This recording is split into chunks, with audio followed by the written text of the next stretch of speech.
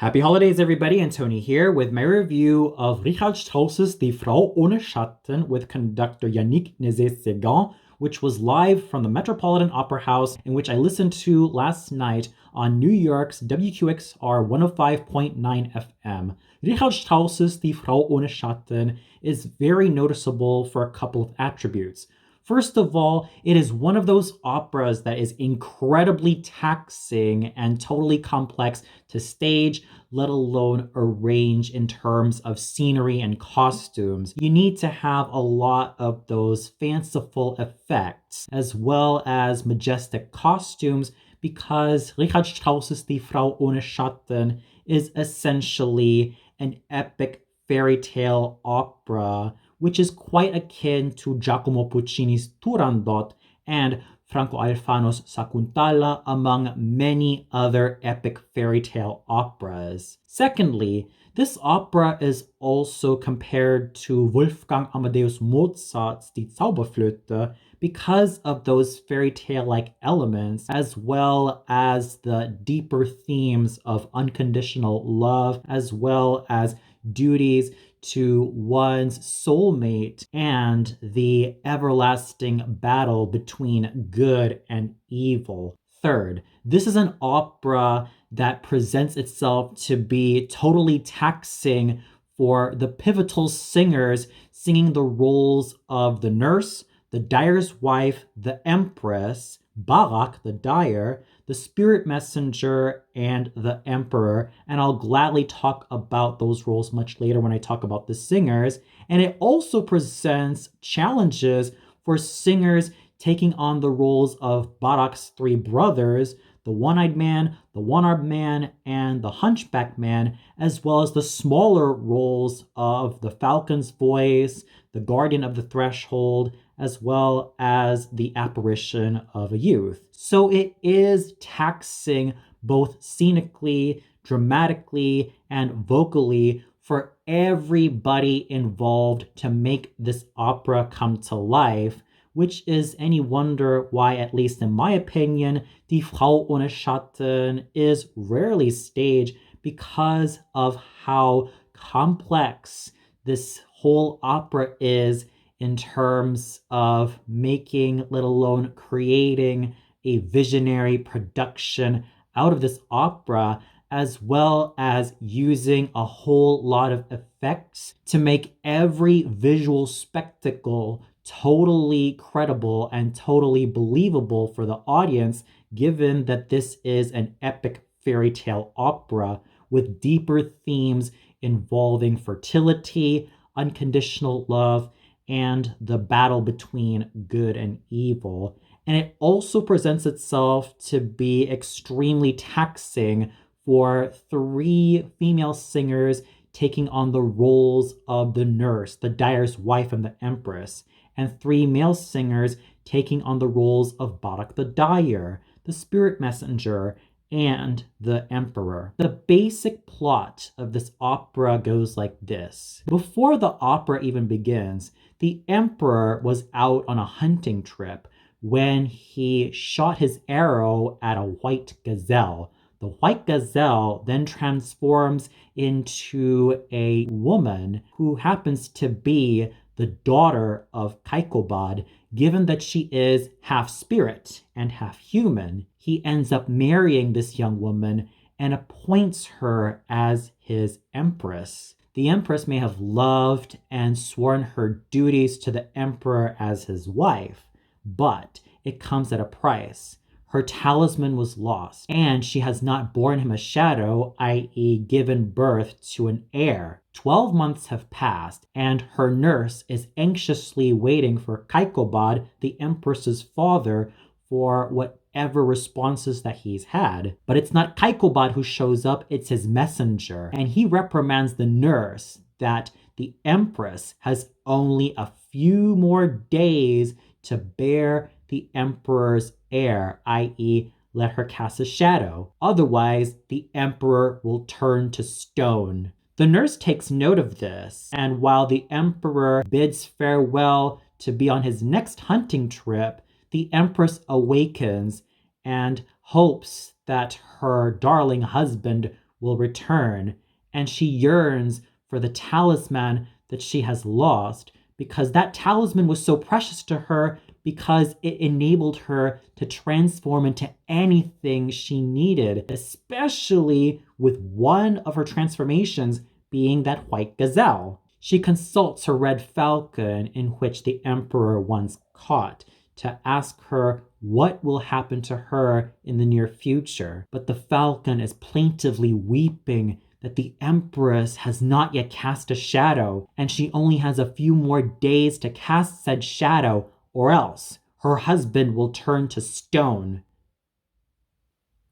In desperation, she pleads for her nurse, begging for a shadow, and the nurse has one simple solution. Both she and the empress must go down to earth to get themselves a shadow in the hopes that the emperor will still be alive and well for his empress. However, the nurse detests humankind and doesn't want anything to do with them because she feels that all of their flaws and all of their errors cannot make them equate to what the spirits have to offer in terms of their complexities and richness as beings. On the other hand, the empress is totally determined to receive a shadow of her own to ensure that her husband will continue to live on and not turn to stone. On Earth, viewers get to see Barak, his wife, and his 3 brothers living in such squalor. Sure, Barak is happy with his trade as a dyer. However, his wife is constantly in a lot of scuffles with his 3 brothers, the one-eyed man, the one-armed man, and the hunchback man, constantly fighting and arguing, quarreling with them day in and day out, even to the point where she just wants them kicked out, to the point where Barak doesn't want any animosity going on between his brothers and his wife. On top of that, she cannot even wait for the day to become a mother herself. Suddenly, the nurse and the empress arrive dressed as beggar women, seeking for Barak's and his wife's service. In order for Barak's wife to be convinced of the empress's and the nurse's presence at home, the nurse conjures up a plan for Barak's wife to give up her shadow for the empress. She does this by tempting Barak's wife with earthly goods and riches, from jewels to crystals to a lot of the fancier things in life, to even a lover slightly younger than her husband. These are temptations that Barak's wife finds totally appealing, even to the point where the nurse conjures up a spell to prepare dinner for Barak, his wife, and his 3 brothers by having fish jump into a pot of seething oil and making them cook and fry for preparation. But there's a little side effect to that spell, as there are voices of unborn children wanting to come out of their mother's womb and breathe life on earth. This troubles Barak's wife to the point where she almost feels like she can't do it. She can't even be a mother, and therefore the nurse's plan is slowly working for the empress to acquire her own shadow. As a consequence, Barak and his wife end up sleeping in separate rooms. The nurse's plan for the empress to finally cast her shadow proves to be successful, even to the point where the empress and the emperor seem rather happy about this news to occur. However, not all is happy between Barak, his wife, and his brothers, because Barak's wife has lied to him about giving her shadow to the beggar woman, who is actually the empress. Barak is totally frustrated and livid with his wife, even to the point of wanting to kill her with a sword. And with everything coming to such chaos and squalor, the nurse summons all the spirits to separate everybody and even allow herself and the empress to be totally separate from Barak and the rest of the earth. thus causing chasms and cataclysms to occur. However, there's a side effect. Because the Empress has not yet really given an actually legitimate shadow, the Falcon cries again that the Emperor has ended up turning to stone. This causes the Empress to be in dire distress and begs for her father to restore everything back to normal. Given her short experience with Barak, his brothers, and his wife, she has come to acknowledge the complexities of humankind, as well as developed a new sense of compassion for not only Barak, his wife, and his brothers, but for humankind in general. The nurse does not change her attitude about human beings and still spitefully detests them. This also means that Kaikobad has put the Empress, the nurse, Barak, and his wife to a huge test where they must prove themselves worthy of each other. There's no doubt that the Empress has found newfound compassion for humankind, and both Barak and his wife have finally realized that they do care for each other and that they love each other unconditionally. However, the nurse, with her scheming, manipulation, and spite being poured out of every single fiber of her being, she ends up lost. And therefore, the spirit messenger, through Kaikobad's command, curses her and banishes her to the human realm, always to be surrounded by people that she does not particularly like, and therefore live among the human beings as someone who should never ever be trusted again, as well as someone who has barely learned any semblance of compassion. Therefore, she ends up doomed to walk around the mortals, as well as never experience the joys of true spirituality, as well as true spirithood. Meanwhile, the Empress's newfound compassion, as well as her resolve to want her husband restored, finally takes flight, and she commands Kaikobad, her father, to restore balance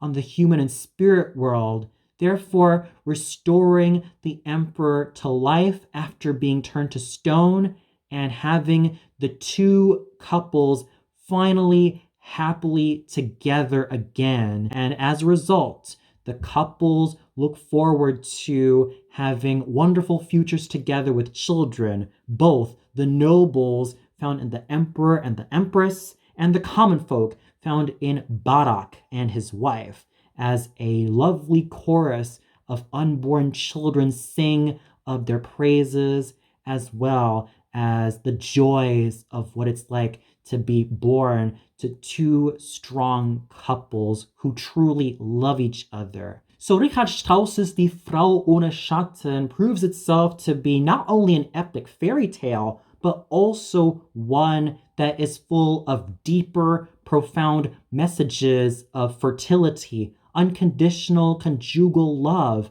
as well as how much sacrifice and compassion one needs to save their soulmate from eternal doom. It also presents an interesting antagonist through the nurse, who tempts Barak's wife with riches and earthly pleasures, yet also tries to ensure the safety of her younger sister from another mister, the Empress, / her ward. She tries to make sure that the Empress stays safe as well as well protected, but also proves herself to be quite a devilish and crafty figure against Barak, his wife, and his brothers. So there is a lot of complexity about this opera that makes Richard Strauss's Die Frau Ohne Schatten completely work in its own special way. And this is also bolstered by the superb libretto done by Hugo von Hofmannsthal,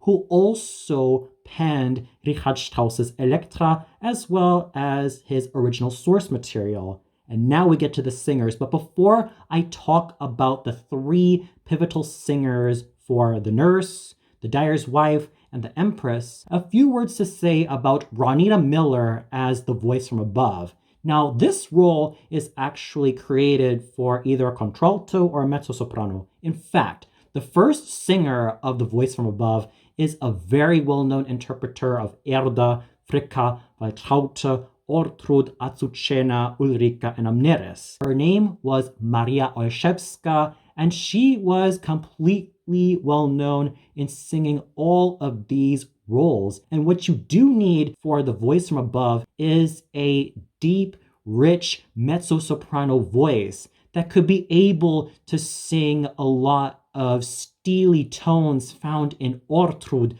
Venus, and Kundry, as well as those deliciously powerful and mighty chest tones found in Dalila, Magdalena, Waltraute, Maddalena, Federica from Luisa Miller, and Emilia from Otello, as well as that gorgeous legato line found in Fenenna from Nabucco. Despite this role being an offstage part, and despite this role not being so long as opposed to the 3 core characters, she still needs a sufficiently formidable mezzo-soprano voice to make the voice from above work, and there was no shortage of mezzo-sopranos and contraltos specializing in this role, including Ina Gerheim and Marianne Lipovshek. And Ronita Miller's strong, sturdy, and gorgeously velvety mezzo-contralto voice managed to sell it as the voice from above. She stole the show thanks to her absolutely fabulous musicianship and her utter discipline in making her voice just radiate throughout the theater, as well as had some really good chest tones to back her up and make her performance totally strong. So I have to give a lot of kudos to Ronita Miller for what she was able to accomplish as the voice from above, all thanks to her sturdy, strong, and formidable mezzo-contralto voice that made her performance as this voice totally work in everything that she had accomplished as a sterling singing actress. Then we get to the nurse, one of the core female characters from Die Frau Ohne Schatten, sung by Nina Stemme, who was also a renowned interpreter of the dyer's wife. Interestingly enough, the nurse may be sung by a dramatic mezzo. However, the first singer of the nurse was actually a dramatic soprano, Lucia Veit, who was once upon a time a renowned interpreter of Sieglinde, Brünnhilde, Ortrud, Elisabeth from Tannhäuser, and Isolde from Tristan und Isolde. What you really need is either a dramatic mezzo or a Wagnerian soprano who can be capable of singing those deep, low chest tones found in Maddalena from Rigoletto, Dalila from Samson et Dalila, Dulcinea from Don Quixote, and Arsace from Semiramide. But she's also got some brilliantly blazing top notes found in roles such as Preziosilla from La Forza del Destino, Brangäne from Tristan und Isolde, Venus from Tannhäuser, both the Paris and Dresden versions, Ortrud from Lohengrin, Kundry from Parsifal, and Sieglinde from Die Walküre. And let's also not forget that many renowned interpreters of the nurse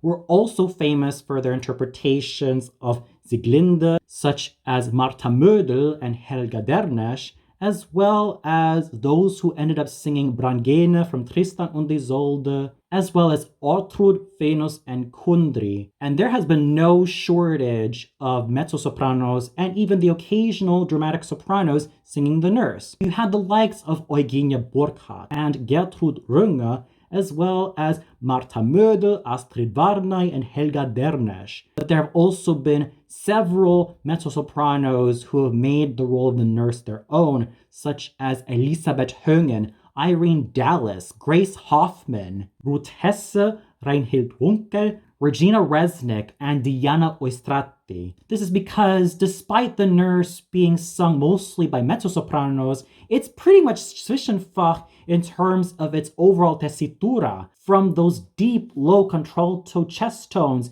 to that deliciously strong middle range that every mezzo-soprano needs, and even to some top notes that both mezzo-sopranos and dramatic sopranos alike can accomplish. Therefore, this role can easily be considered one of the Mount Everests for many a mezzo-soprano. And Nina Stemme has always been a singer that I had been in two minds about. Sure, she managed to interpret the role really well, as she was able to have a newfound fullness to her voice to make the nurse an extremely unpleasant yet totally interesting character. But the wobble that had been consistent with Nina Stemme's voice ever since she took on the likes of Brunhilde and Isolde and Turandot, as well as what she managed to do these days with Ortrud and Kundry, can never ever be ignored. Ever since she's taken on those roles, the wobble has become a lot more evident, and her registers became slightly more looser, with her attempts at throwing some top notes showing some tepidness and a little bit of insecurity, but at least she still had the guts to do so. And that's what I kind of respect about Nina Stemme. She still had guts to tackle this role, and that is still something I can deeply respect about Madame Nina Stemme. She still had guts to take on the role of the nurse after being renowned so many years as an interpreter of the dyer's wife. What I feel like she was missing out on was actual coordination between head voice and chest voice. And while she still showed commitment, I'm still kind of missing that extra earthiness and that extra chestiness that I've always loved in interpreters of the nurse, such as Mata Mödel, Astrid Varnay, Gisela Schröter, Irene Dallas, Mignon Dunn, Sigrid Kiel, and Ruth Hesse. Those were real mezzo-sopranos and the occasional dramatic sopranos who also sang mezzo-soprano roles, who were able to tackle the nurse's chest tones as well as provide her with some steely singing. With Nina Stemme, it's kind of clear to see that she suffered from a little bit too much mileage in her voice, because this was a natural lyric / spinto soprano who should never have been thrown into singing all of these bigger, more dramatic and meatier Wagnerian soprano roles such as Brunhilde, Isolde, Turandot, and Elektra.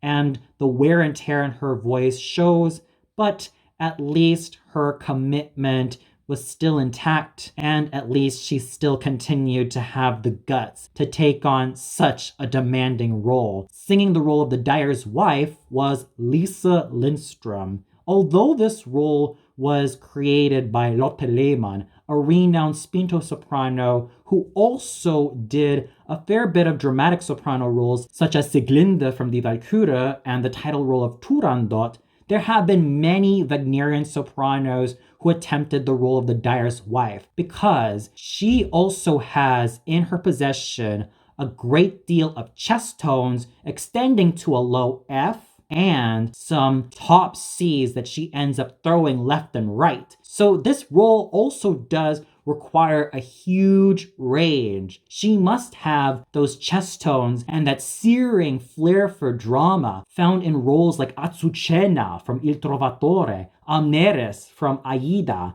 and Eboli from Don Carlo, and even use Eboli's flair for drama to unleash some strong chest tones and great top notes. And that's the same aspect that is also reflected from Santuzza from Cavalleria Rusticana and Leonore from Fidelio. Now, aside from having those chest tones that define Azucena, Amneris, Eboli, and Carmen, as well as Charlotte from Werther, she also must have those strong middle notes and top notes found in Santuzza, Brunhilde from Walküre, Siegfried and Götterdämmerung, Isolde, Venus from Tannhäuser, Ortrud from Lohengrin, Kundry from Parsifal, and the dyer's wife might as well find herself toe-to-toe with Brunhilde from Walküre, Siegfried and Götterdämmerung, Isolde, Elektra, Salome, and Turandot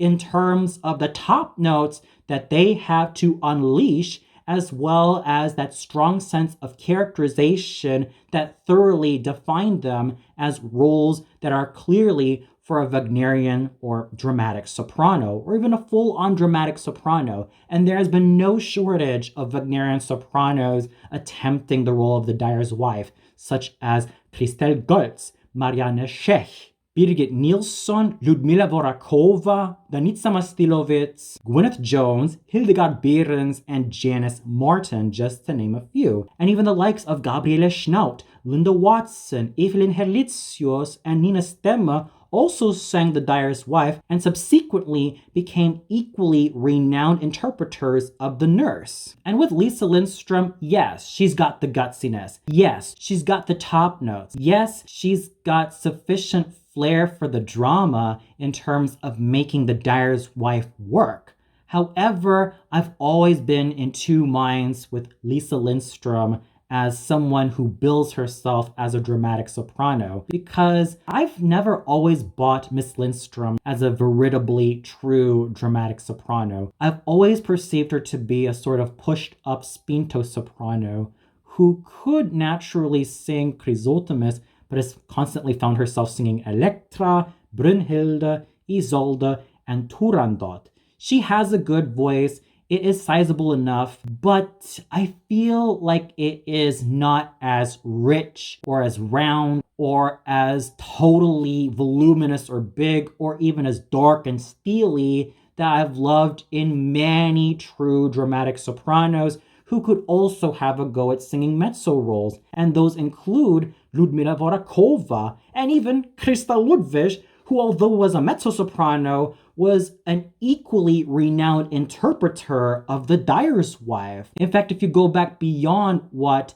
Christa Ludwig and Ludmila Vorakova could accomplish, let alone Birgit Nilsson, you had the likes of Annie Konecny and Erna Schlüter, who made the role of the dyer's wife their own, as well as the complete vocal package that defined Rose Pauli in her interpretation of the dyer's wife, and even Christel Goltz, who also was not only a well-known Elektra, Salome, and Turandot, but also made as much of a name of herself as the dyer's wife, all thanks to her great technical prowess and how much flair for drama she had in this role. And even Inga Borg, who also had equally great flair for drama. But with Lisa Lindstrom, she was at least decent at best and quite good in terms of tackling her high notes, as well as tackling some of those chest tones that made her all the more fine.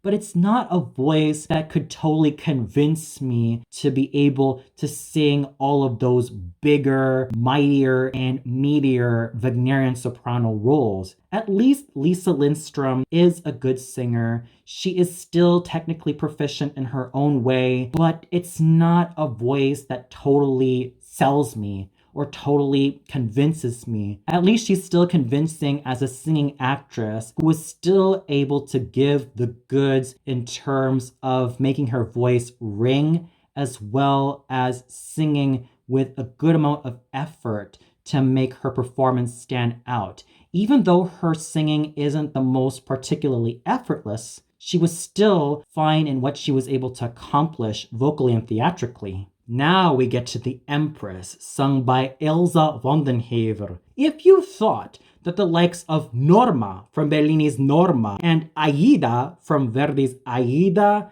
as well as Lucia from Lucia di Lammermoor, and even Semiramide from Rossini's Semiramide, and lest they forget about Gulnara from Verdi's Il Corsaro, and to some extent Musetta from Puccini's La Bohème, were quite difficult to sing in terms of the vocal demands, then the Empress could easily take them out for a ride, if not be on par with Gulnara, Norma, and Aida for requiring a total soprano assoluta. A soprano who could be able to sing all of those dramatic coloratura passages found in Norma, as well as Lucia di Lammermoor, Semiramide, Imogene from Il Pirata, Gulnara from Il Corsaro, Giovanna d'Arco from Giovanna d'Arco, Violetta from La Traviata, Giulietta di Kelbar from Un Giorno di Regno, and lest I forget about Arminda from La Finta Giardiniera. Not to mention combining all of that with the silvery lyricism found in Micaela from Carmen, Musetta from La Bohème,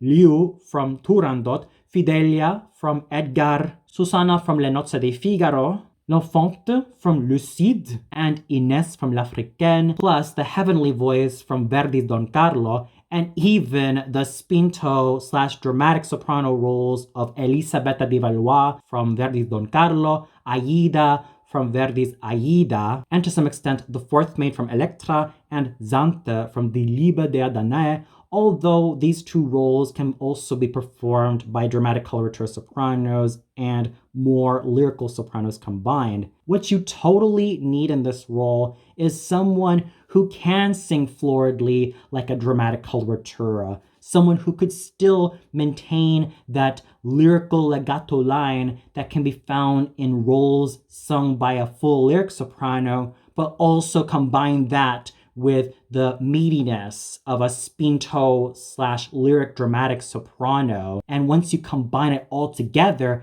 then you would have a great soprano assoluta who can sing the Empress. The originator for this role was Maria Yeritza, who was not only a renowned interpreter of Micaela from Carmen and eventually Carmen, but also sang Brünnhilde, Octavian, Isolde, Salome, and Turandot, thus proving herself to be absolutely flexible in the spinto and dramatic soprano roles. And she was also quite renowned as Aida from Verdi's Aida, as well as Elisabeth from Tannhäuser and Elsa from Lohengrin. And she also must combine the purity found in Elisabeth from Tannhäuser, Elsa von Brabant from Lohengrin, and Eva Pogner from the Meistersinger von Nürnberg, as well as those blazing top notes found in both Helmwege and Ottlinde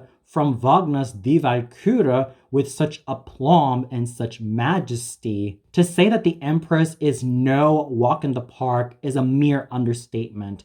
Try balancing all of these vocal facets for the Empress to see if it's really a walk in the park. In fact, there have been no shortages of either full lyric sopranos or even spinto sopranos or even high dramatic sopranos with great coloratura technique who managed to conquer the role of the Empress. Those include Eleanor Stieber, Danica Illich, Leonie Rezanek, who is my all-time favorite interpreter of the Empress, Heather Harper, and Gundula Janowitz.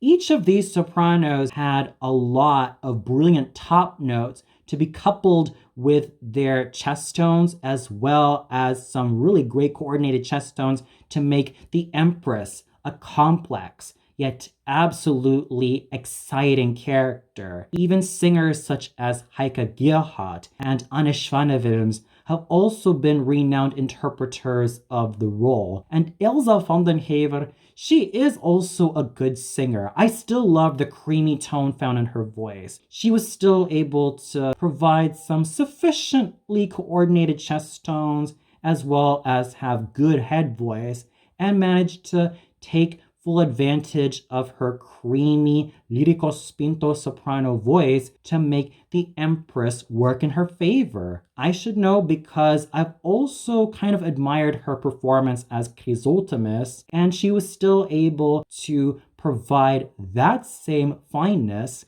with the role of the Empress, all thanks to that plushness that she had, as well as providing her with a good chunk of nobility. However, there were times that her voice didn't end up having a lot more flair, especially in the topmost region of her voice. There were times that she struggled with some of her topmost notes. And there were also some occasions where I would have loved to have a lot more charisma and a lot more vocal theatricality to make the role of the Empress far more exciting and far more charismatic And sure, I still love the color of her voice, but I still want that silveriness. And I still want that sheen and that titanium sheen to also be present when she launches at her top notes. Because who I have in my ears when it comes to my personal favorite interpreter of the Empress is Leonie Reznek.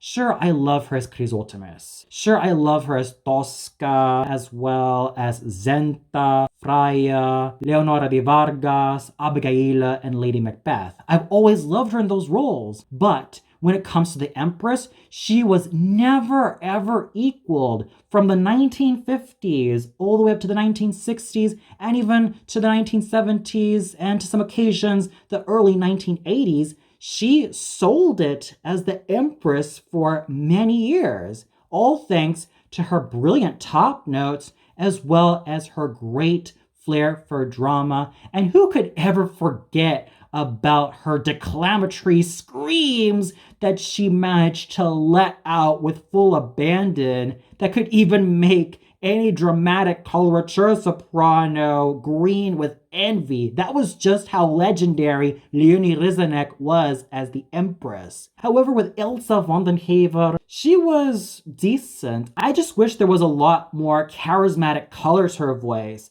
let alone a lot more titanium sheen to make her voice truly glow, especially in the upper register.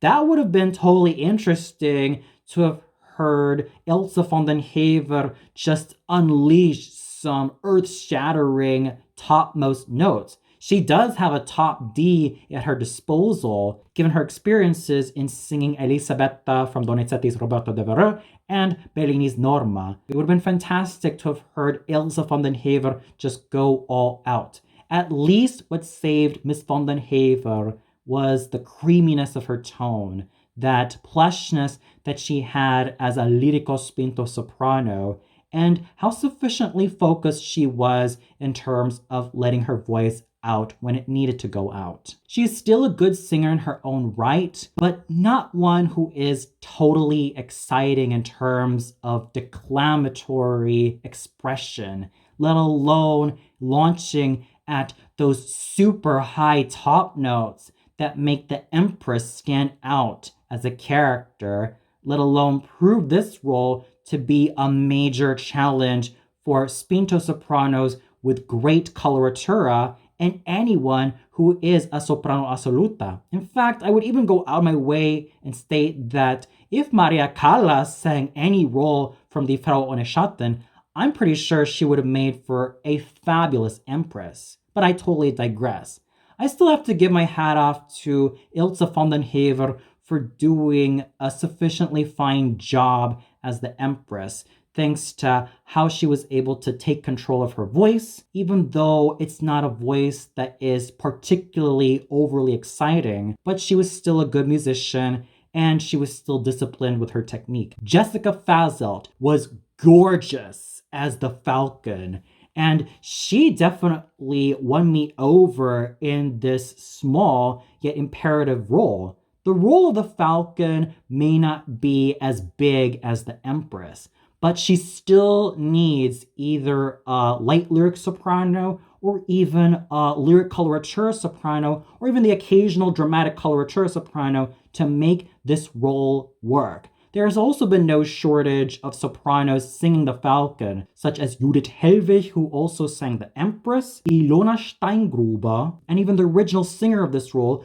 Felicia Hüni-Michaszek, who also sang a great deal of lyric soprano roles, as well as roles written for either a lyric coloratura soprano or a dramatic coloratura soprano. Any singer, let alone soprano, who has sung the Falcon would also sing the likes of Gerhilde and Ortlinde from Die Walküre, the Shepherd from Tannhäuser, Marianna from Das Liebesverbot, Laura from Die Feen, one of the flower maidens from Parsifal, the Woodbird from Siegfried, Violetta Valerie from La Traviata, Gilda from Rigoletto, Nanetta from Falstaff, Olympia from Le Comte of Man, and even light lyric soprano roles such as Musetta from La Bohème, Nella from Gianni Schicchi, Mercedes from Carmen, Ines from Il Trovatore, and the High Priestess or La Sacerdotessa from Aida. And what you truly need in the falcon is a clear and clean light lyric soprano, or even a lyric coloratura soprano who can make this role work.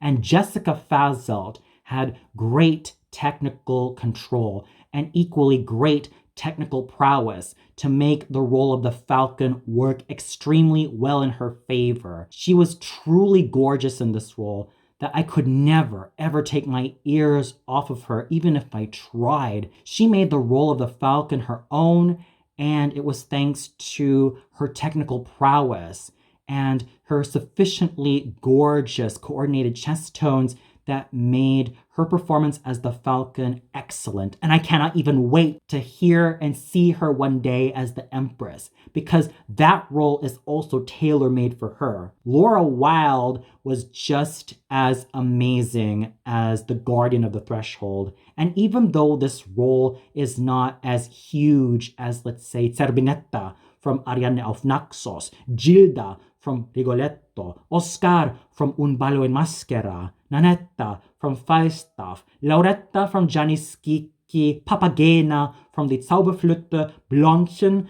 from Die Entführung aus dem Serail, La Contessa de Folleville from Il Viaggio a Reims, and Frasquita from Carmen, you still need a lovely lyric coloratura soprano voice to make the Guardian of the Threshold work. Even though she's not a super high singer, she still has to have that silvery tone that can be able to stand on its own with gorgeousness and beauty. And Laura Wilde did just that. Sure, she is a spinto soprano, who is also renowned for singing one of the Valkyries from the Walküre, such as Ortlinde, and even had a go at singing Gutrune and the fourth maid from Götterdämmerung and Elektra respectively. But her technical control, as well as that creamy lyric soprano / spinto soprano voice, made her performance as the Guardian of the Threshold stand out superbly. Suzanne Burgess, Catherine Henry, and Hannah Ludwig were also absolutely gorgeous as the three servants. And I also have to give my hat off to Meryl Dominguez,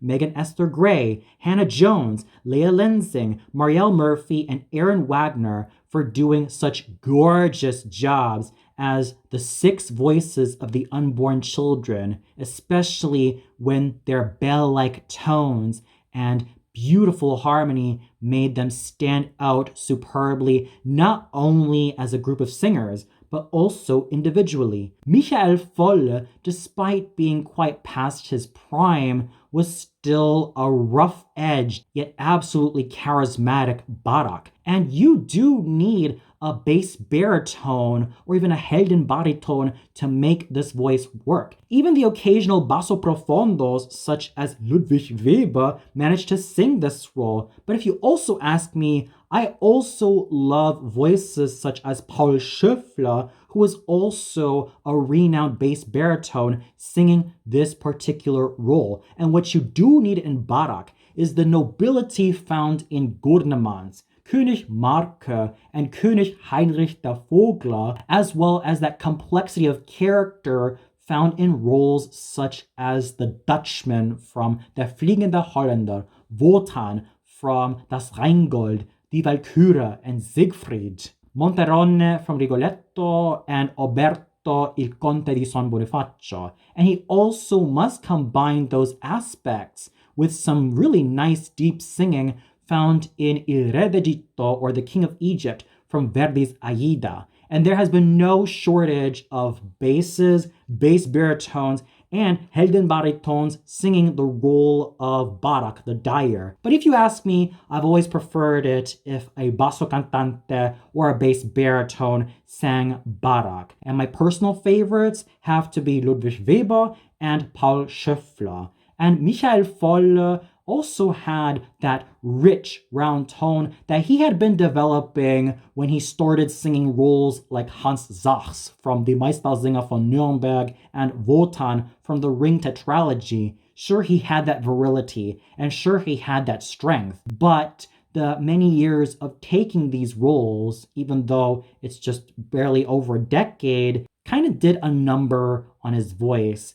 There were times that the wobble was still present, and there were also times that roughness and jaggedness in his voice could not be overheard. But in its defense, it's also to give Barak his more mature flavor, as well as that roughness and gruffness of character. Underneath all of that, he's also still someone who is sympathetic. And at least it's better than having an over-glorified lyric baritone such as Dietrich Fischer-Dieskau singing this role, because at least Michael Volle had that richness and depth that made Barak a sufficiently strong character. So I still have to give my hat off to Michael Volle for making the role of Barak work so well. Ryan Speedo Green was quite imposing and strong as the spirit messenger of Kaikobad, even though his voice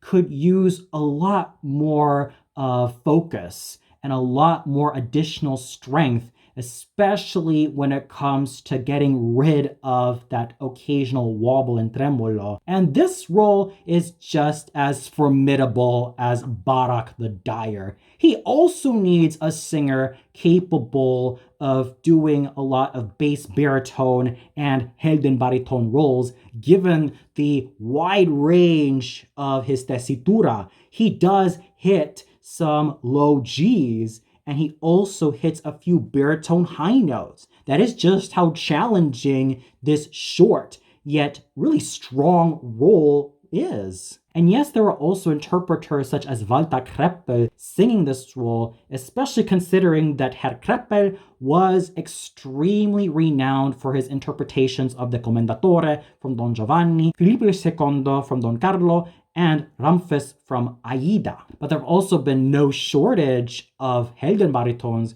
and bass baritones tackling this role, such as Otto Wiener, who is actually a baritone. And the originator of this role was Josef von Manovarda, who was also renowned in singing a bunch of basso profondo, basso cantante, and bass baritone roles. And many singers who have sung the Spirit Messenger would also end up singing the likes of Klingsor from Parsifal, Der Fliegende Holländer or The Dutchman, Kurvenal from Tristan und Isolde, Johanna Ann from Salome, Amonasro from Aida, and even Leporello from Don Giovanni. So he does need a nice wide range to tackle this particular role. And Ryan Speedo Green managed to do just that, even though he did fall slightly short of having a lot more focus and a lot more stability in his voice. Nevertheless, he was still vocally imposing in this role, and he still gave off a strong vocal impression as the spirit messenger,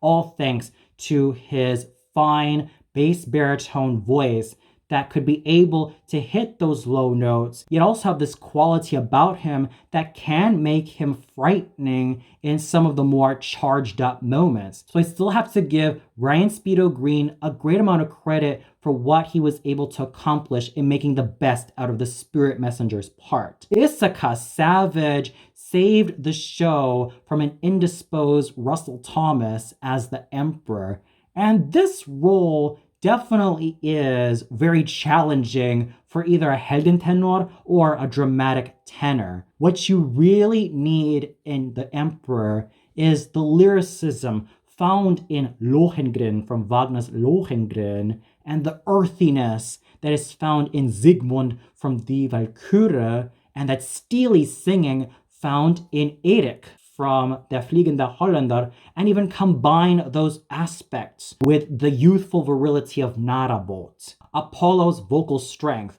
both Siegfried from Siegfried and Siegfried from Götterdämmerung in terms of their vocal strength and excitement, and that sword-like quality found in roles such as Don Alvaro from La Forza del Destino, Riccardo from Un ballo in maschera, Riccardo from Oberto, Conte di San Bonifacio, Mario Cavaradossi from Tosca, and the title role of Andrea Chenier, and lest they forget about Aîné from Le Troyon, and Rodrigue from Le Cid. And lest I forget about Tristan's incisive timbre and Melot's equally incisive timbre to make the role of the emperor work. And this role has also attracted a great deal of Heldentenors, including Hans Hopf and James King. And James King is also one of my personal favorite interpreters of the emperor, because many interpreters of the emperor would even go out of their way to sing the likes of Sigmund from Die Walküre, Melot from Tristan und Isolde, Erik from Der Fliegende Holländer, Lohengrin from Lohengrin, and maybe in some occasions venture into singing Tristan from Tristan und Isolde, Siegfried from Siegfried,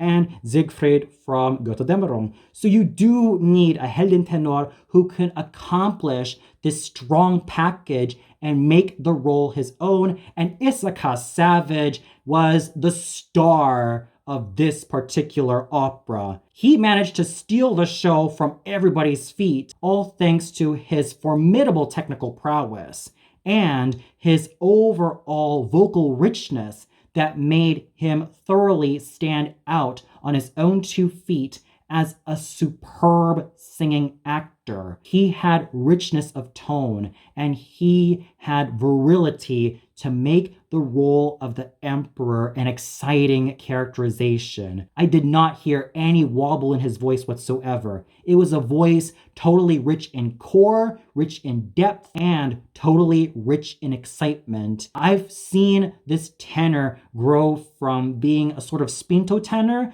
to now conquering a lot of the Heldentenor roles, including Tannhäuser from Tannhäuser, and he's probably going to sing Tristan one of these days. So the future continues to look extremely bright and clear for Issachar Savage, and I cannot wait to see and hear what more he has to offer as one of the finest Heldentenors / dramatic tenors of today. He's also totally up there with the likes of Stuart Skelton, Simon O'Neill, and Clay Hilly as Heldentenors to look out for in the best possible way. And Issachar Savage definitely sold it and stole the show from everybody's feet as the emperor. Scott Connor was a formidable one-armed man in which you do need a strong enough bass baritone or basso buffo or basso cantante to make this role work. Ideally, anyone who could also combine that complexity found in Telramund and even that bile found in Albrecht, yet also add in that richness and virility found in Count Almaviva from Les Noces de Figaro, which Scott Connor did just well. Alexia Bogdanov was an equally virile and formidable one-eyed man in which you also need a baritone who can be capable of singing Telramund's complex nature and combine that with Albrecht's villainy. And let's also not forget about the night watchman's mysterious tone and even Figaro's virility from Les Noces de Figaro. And I could definitely see a wonderful future in Alexia Bogdanov in conquering a lot of the dramatic baritone roles too. Thomas Capobianco was brilliant as the Hunchback Man, in which this role also needs a light lyric / full lyric tenor who can combine that absolutely wonderful youth and charisma found in the Duke of Mantua, but also couple that with some wonderfully lyrical singing found in Froh from Das Rheingold and the Steersman from Der Fliegende Holländer, and also some comical singing found in Ulrich Eislinger from Die Meistersinger von Nürnberg and Mime from Siegfried, and also make this role his own, thus making Thomas Capobianco an absolutely fine light lyric tenor to listen to, all thanks to how his technique just shone and radiated. Jong Chol Cha, Paul Corona, and Brian Major did excellent jobs as the three watchmen, and Ryan Capozzo's gorgeous light lyric tenor voice was absolutely brilliant and charismatic for the apparition of a youth. And in this role, you do also need someone who can combine that beautiful and sufficiently exciting singing found in the Duke of Mantua from Rigoletto, and even combine the tenderness found in Fenton from Falstaff, as well as Rinuccio's brilliant lyricism, which can make any tenor, let alone light lyric tenor or tenore leggero, singing the apparition of the youth, absolutely brilliant. And Ran Capozzo managed to accomplish that and more. So overall, this singing has kind of had its hit and misses, but it was still a strong effort from all the singers. The strongest performer was without a doubt Issachar Savage, who managed to outsing everybody with all of his might and all of his power, and did so with virility, interest, and distinction. The singers of the smaller roles, from Jessica Fazelt to Ran Capozzo, were exceptional all the way through. And despite me having two minds about Nina Stem, Lisa Lindstrom, and Ilse von den Hever as the three pivotal female characters, as well as having some reservations about Michael Folle and Ryan Speedo Green as Barak and the Spirit Messenger respectively, I could still give them a whole round of applause for every bit of effort that they've managed to pull off in this opera. It was a united effort all the way through, and I still have to commend each and every one of them for making their characterizations come to life. The conducting done by Yannick Nezet-Seguin was quite textbook. It's neither bad nor extremely exciting, but he can be exciting on certain occasions and proves himself to have some nuances of what he can accomplish. Sure, he is no Karl Böhm or Herbert von Karajan or even Otto Klemperer or Wilhelm Furtwängler or many of the great Germanic conductors of the past, but he was still able to do a fine job with what he was able to do with the orchestra and in terms of trying to tease out some nuances here and there. And the chorus and the orchestra of the Metropolitan Opera House were absolutely solid all the way through. So if you are hankering for anything related to Richard Strauss's Die Frau Ohne Schatten, I can recommend you check this out, as well as listen to Die Frau Ohne Schatten by Richard Strauss if you are at the Metropolitan Opera House. If you're there, I'm sure that you will be able to enjoy not only the story, but also some of the singing. But for those of you who prefer some really great singing, you might as well stick with a great deal of the old school singers, especially when they have Leonie Rezanek as the Empress on there, as well as to some extent Birgit Nilsson as the Dyer's wife. Who knows? Maybe I'm sure that you will be able to encounter a great deal of a lot of the old recordings of Die Frau Ohne Schatten and even give them a go. But if this is your first time in watching and listening to Richard Strauss's Die Frau Ohne Schatten, you might as well give it a go, especially considering the excellent singing that Issachar Savage had to offer as the Emperor. He was the one who stole the show and even bolstered the entire performance of Richard Strauss's Die Frau Ohne Schatten live from the Metropolitan Opera House. And for those of you who listen to Richard Strauss's Die Frau Ohne Schatten on WQXR 105.9 FM, what'd you think of it? Did you feel like the singing was really to your liking, especially to the point where you felt that Issachar Savage stole the show? Was there a singer that you particularly loved? Would you gladly listen to this opera over and over again if you had the chance? Or did you feel like everything about Richard Strauss's Die Frau Ohne Schatten was not really to your liking? Please let me know in the comments below. Well, that's it for my review of Richard Strauss's Die Frau Ohne Schatten live from the Metropolitan Opera House. Tune in later for my review of Verdi's Macbeth starring Andrei Danilov as Macduff at the Deutsche Oper Berlin. So until then, happy holidays, everybody!